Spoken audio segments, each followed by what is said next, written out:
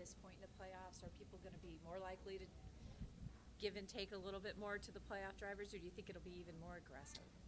Yeah, it's hard to tell. It's kind of hard to tell how everyone else is going to react. People who aren't in the playoffs, how they're going to race the guys in the playoffs. You just never know really how that's going to go. And in my shoes, like being in the playoffs, I still race everybody the same, right? I race the playoff guys the same, as well as the non-playoff guys. Everyone's out there doing a job, so you can't really get too upset at somebody who's maybe giving you a hard time. Maybe you want a bone every now and then, but at the end of the day, it's not their job to throw you a bone. So you just have to expect everyone's going to race you hard because that's their job, and they're there to do the same thing as you, and that's win the race. So I don't really expect it to be much different. Does it make a difference having all of Penske behind you and focused on you in a sense? It definitely is unfortunate we don't have more cars in the playoffs still. That gives you the best odds of your team winning the championship. But at the same time for us, right, I think then all the focus shifts to us, right? Like 22 and 2 really helping us out, unloading the same, working on certain things to try to help us. I think a lot of that focus kind of transfers. And that's the same with anything, right? When we got knocked out in this round last year going to Phoenix, it was like all focus. We're going to do everything we can to help the 22 group, from setups to me really giving all I can to Joey and Paul. Hey, I think this was good for us in practice. You guys might want to try it and all that stuff. And I think that's the team camaraderie we have with us 3 drivers and crew chiefs. And I think that's positive. That's what a big team is for when you find yourself in this situation. There's a hurdle to get past the round of 16. There's a hurdle to get past the round of 12. What is this hurdle like to get past this round to get to Phoenix? How do you view it? It's kind of a different hurdle. This is like the most basic round we have, right? As far as like no super speedways, no road courses. The first round of the playoffs is fairly basic. Honestly, it's kind of similar really to the first round and the third round are kind of similar as far as tracks, short track in there, mile and a half, stuff like that. But I think this hurdle is like you might be able to get away with running bad or having a bad race, in the round of 16, round of 12. This one, I don't think you're going to be able to overcome that hurdle. You might, but you just never know. And someone could jump up and win. The 20 did it last year, right? Have 2 bad races, boom, you win Martinsville, you're in. So I think mistakes are definitely more costly in this one, whereas in the other rounds you could kind of be able to afford a mistake and keep going, but this one it's going to be a lot tougher to overcome. Have you done this enough to? Look, you're less than a month away from being a potential champion. The idea of it being that close, and I know it's not the first time, but are you able to put that away, or just the idea of to be able to be at the top of your profession and to be that close? People would love to be in that position. And yeah, we've been in the round 8 handfuls of times. I've never made it to Phoenix, so it's like getting through that hurdle is big, right? And then you go worry about Phoenix. So it's like, I've never been in that spot at Phoenix to race for a championship. We've been able to try to get there. We just, have never been able to put all the pieces together. So I think that's the biggest thing right now is like, let's just try to get to Phoenix, and then we can worry on that, So it's just one race at a time and worrying about your round and trying to look at the big picture too, right? It's kind of weird. You take it one race at a time, but you're also looking at the big picture of where am I going to be after Martinsville, right? Let's not focus too much on like this lap of this race.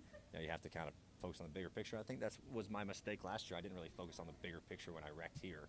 I was kind of focused on winning this race only, and I didn't really care about the other 2, and that it bit us. So, it is a different mindset. But, yeah, just trying to get to Phoenix in our shoes, just because I haven't been there, is the biggest obstacle that we're focusing on. But don't you have to take the opportunity when it's there, seize the moment? Because there's 2 more races. There's no guarantee you're going to be running at the front or have those chances. Yeah, you definitely have to. I thought we had a great shot to win this thing last year. Had a great car, and I just made a mistake. You have to seize the opportunity, but you have to also understand your limitations and your, okay, you still have to be there. There's still 80 laps to go or something like that. So just getting caught up in the moment is easy in these playoffs, and not focusing on the end of these races. And hey, if we run second last year, you're still in a really good spot. You never know; it can happen. You hate to have wins slip away, but wrecking is a lot worse than running second. So I think just managing those, kind of your mindset in those situations is super important. Hasn't been a champion from North Carolina since 1999, Dale Jarrett. So I guess you and Willie B have a shot. I'm from Ohio. So okay, so you consider yourself from Ohio. I'm born in Ohio. You're born in Ohio. Yeah. When did you move to North I Carolina? was 4 or 5. 4 or I was 5, raised in okay. North Carolina. I'm born in Ohio, but so I got a little bit of both. Has there ever been an Ohio champion? Be a good stat to look up. Well, I could be the first one. That'd be nice. So I'll claim whatever one, whatever Okay. state. So, Las yeah. Vegas is a track that which you've come close to winning at, and historically Penske you've run pretty well at. What's the mentality like at Las Vegas Motor Speedway, especially in the round of 8? It's been a good track for us. It kind of has just fit whatever we do, at our group, and have run well here in the past. Something about, rough tracks just kind of suits how we approach, races. And, the bumps in 1 and 2 are like the biggest thing that everyone tries to get over. That's a big hurdle. So hopefully we can, replicate the success we've had here in the past and the speed and put yourself in a spot to run well. So, yeah, it's been a good place for us, just putting the pieces together. And after your win at Talladega, you burned it down. I know you don't want to look too far ahead, but if Ryan Blaney does end up in victory lane, are you going to keep that tradition going on, or are you going to go back to no burnouts? I don't know. I'll make that. That's a game time decision. I don't know. Ryan, around 8, as you said, you've been here a few times before, still trying to get to the championship 4. So when you get to the round of 8 now, is it frustration? Is it anxiety? Is it dread? Is it here we go again? Like, when you start the round of 8 knowing, okay, this is the one that I haven't gotten past, what are the thoughts? Oh, I don't think I ever look at it that way. I just look at it as we still have a shot. We're still in it. We're one of 8 groups that are still in it.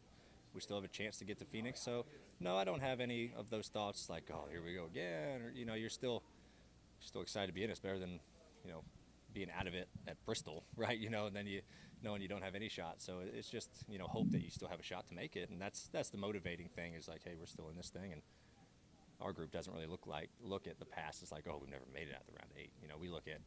We have a chance to get out of the round 8, and we've done a good job to get here. It's just a matter of getting through it. So, no, none of those negative thoughts. You talked about how strong Team Penske has been here, how well you've ran. Is that what put more emphasis on this race last year for you, where you thought this was the chance to capitalize? I wouldn't say necessarily that. I'd say more of just we were just really good that day.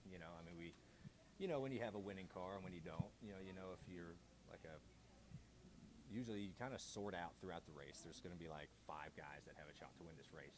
Something could happen, but like you pick out the 5 best cars, and we were definitely one of them, and probably one of the best 2 cars. Me and Joey were probably the best 2, and when you have a car that good, and you're leading a bunch of laps and on stage last year, and it's like, hey, we have a great shot at winning this. So you try to stick to that because it's in your head. You have a good car, and it gives you confidence before the weekend knowing you run good here. But then when you're actually performing in the race and it's going the way you expect it to and you want it to go, then that gets you more confidence. But it's just kind of all situational in that moment. Awesome. Thanks, guys. This is Daniel Hemrick, driver of number 11 Collar Grits Chevrolet. Make sure you hit that subscribe button. Also, check out one of those 2 videos beside me. Visit frontstretch.com for more racing content.